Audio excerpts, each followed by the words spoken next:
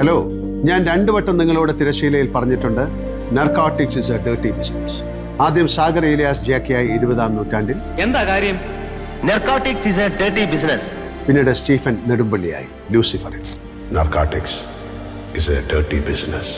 എന്നാൽ ഇപ്പോൾ ഞാൻ മോഹൻലാൽ എന്ന വ്യക്തിയായി നിങ്ങളോട് നേരിട്ട് പറയുകയാണ്, narcotics is a dirty business.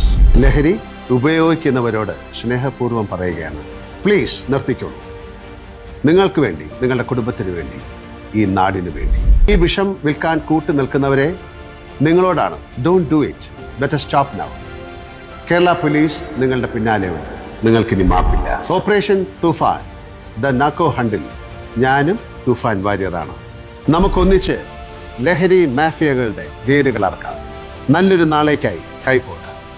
B a hero, say not to drugs. It's a killer drug. ആളെ കൊല്ലി. ഈ പണി സ്റ്റീഫൻ ചെയ്യില്ല, നീ ചെയ്യില്ല.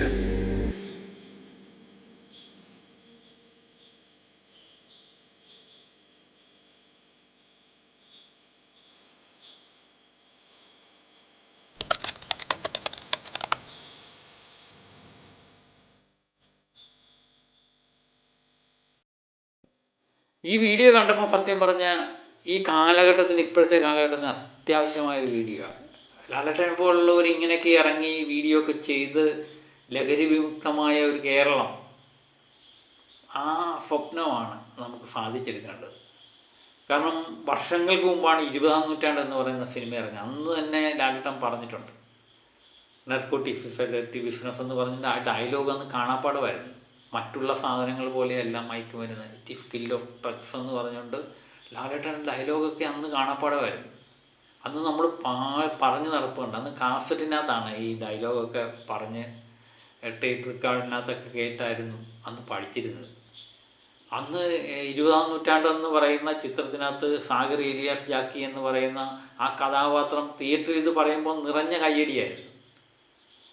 എന്നിട്ട് കാലം ആകെ മാറിപ്പോയിരിക്കുന്നു. കാരണം അന്ന് വല്ലപ്പോഴും ഒക്കെയാണ് മയക്കുമരുന്ന് വേട്ടയെന്നൊക്കെ പറഞ്ഞുകൊണ്ട് നമ്മൾ പത്രങ്ങളിലൊക്കെ കാണുന്നത്. ഇപ്പം നമ്മുടെ തൊട്ടടുത്ത് തന്നെ എത്തിയിരിക്കുന്നു എന്നുള്ളതാണ് നമ്മളെ ഞെട്ടിപ്പിക്കുന്നത്. നാളെ ഒരുപക്ഷെ നമ്മുടെ വീട്ടിലേക്കും കയറി വരാം. അതുകൊണ്ട് നമ്മൾ തികഞ്ഞ ബോധവാന്മാരായിരിക്കണം. നമ്മുടെ കുട്ടികളാണ് ഏറ്റവും കൂടുതൽ ഇത് അഡിക്റ്റ് ആയിക്കൊണ്ടേയിരിക്കുന്നത്. നമ്മുടെ കുട്ടികളെ നമ്മൾ ശ്രദ്ധാപൂർവം നോക്കണം. അതുപോലെ ചുറ്റുപാടും നമ്മൾ നിരീക്ഷിക്കണം. ഇതൊക്കെ തന്നെയാണ്. അതുപോലെ ലാലേട്ടനെ പോലുള്ള ഒരു വ്യക്തി, യുവാക്കളുടെ ഇടയിൽ ഇത്ര സ്വാധീനം ചെലുത്തുന്നൊരു വ്യക്തി ഇതൊക്കെ പറയുമ്പോൾ യുവജനങ്ങൾ അത് ശ്രദ്ധിക്കുമെന്ന് തന്നെ നമുക്ക് തോന്നും. യുവജന സംഘടനകൾ, രാഷ്ട്രീയ പാർട്ടികളുടെ സംഘടന, രാഷ്ട്രീയ പാർട്ടികളെല്ലാം ഇതിന് ശക്തമായി ബോധവൽക്കരിക്കണം.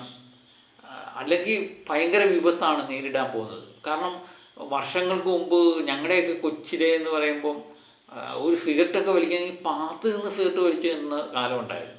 അതൊക്കെ മാറിയിരുന്നു. ഇപ്പം സിഗരറ്റ് വലിയൊന്നും എനിക്ക് തോന്നുന്നില്ല, അപൂർവമായിട്ട് കുട്ടികളിലൊന്നും കണ്ടേ വരുന്നില്ല. പക്ഷേ അതുക്കും മേലെ സാധനങ്ങൾ ഇവരുടെ ഉള്ളിലുണ്ട് എന്നുള്ളത് ഒരു ഞെട്ടിപ്പിക്കുന്ന സംഗതിയാണ്. ഇതിൻ്റെ ശക്തമായ നടപടിയാണ് തൂഫാൻ എന്ന് പറയുന്ന ആ ലഹരി വിമുക്ത കേരളത്തിന് വേണ്ടിയുള്ള നടപടി. അത് ശക്തമായി ജനങ്ങളുടെ ഇടയിലേക്ക് എത്തിക്കുക.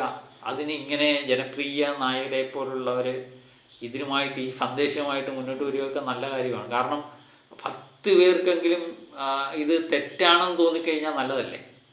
അത് ലാലേട്ടനെ പോലുള്ളവർ, ലാലേട്ടനെ ഇഷ്ടപ്പെടുന്ന ഒത്തിരി ആൾക്കാരുണ്ട്. ലാലേട്ടൻ പറയുന്നത് വേദമാക്കി വെക്കുന്ന ഒത്തിരി ആൾക്കാരുണ്ട്. അവരിലേക്കൊക്കെ എത്തുക.